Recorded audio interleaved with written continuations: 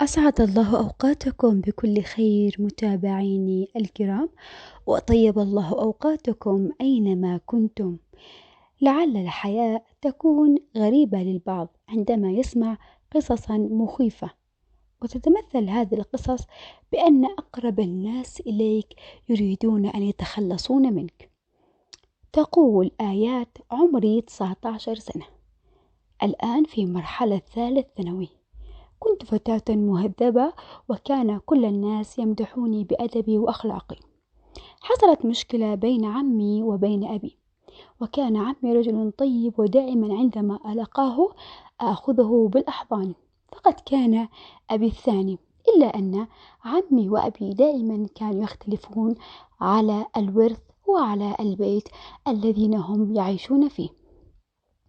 فيقول عمي لأبي أن البيت هذا لي لأننا صرفت على أبي وأمي طول ما هم عايشين. وقال أبي: لا لا لا، إنه بيتنا وإحنا كلنا نعيش فيه. وصلت الخلاف إلى أن عمي ذهب واشتكى بأبي إلى المحكمة، وكان أبي ليس لديه إلا أنا وأخي.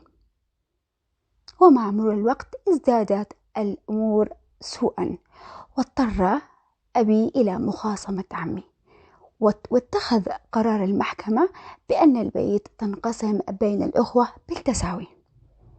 عمي عندما سمع قرار المحكمة انفجر من الغضب، وأنا مروحة من المدرسة في آخر سنة لي وقبل الاختبارات قال لي: تعالي معي نروح نتمشى ونتكلم.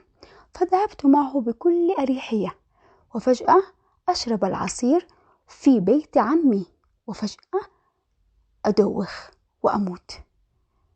خنقني عمي وقتلني بالمنوم، ثم رماني إلى أحد الشوارع قريبة من البيت. قام أبي بالخروج والبحث عني لأني تأخرت من العودة إلى المدرسة. لم يكن يعلم أبي شيئا. 3 أيام ويجدون جثة في المنطقة الثانية من بيتنا، فجن جنون أبي وظل يبكي 3 أيام. أول ما اتصل له عمي: ماذا بك؟ سمعت أنه بنتك مش موجودة آيات. قال: نعم، مختفية من يومين وحصلناها جثة هامدة. لا لا لا، لا تقول كذا.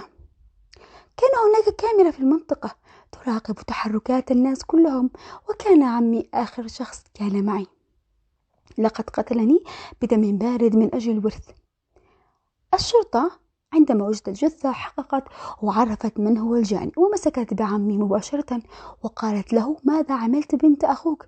قال لها: عملت بها ما أنتم رأيتموه. وهذه قصتي مع الورث الذي خسر عمي بنت أخوه، وفقد كل شيء وأصبح ينتظر إعدامه. هذه قصتي، وما رأيكم أنتم؟ من سبب موتي، أبي أم عمي؟ وهم كلهم عندي واحد. تحياتي لكم. إذا عجبتكم قصتي اعملوا لايك وشاركوا بالقناة.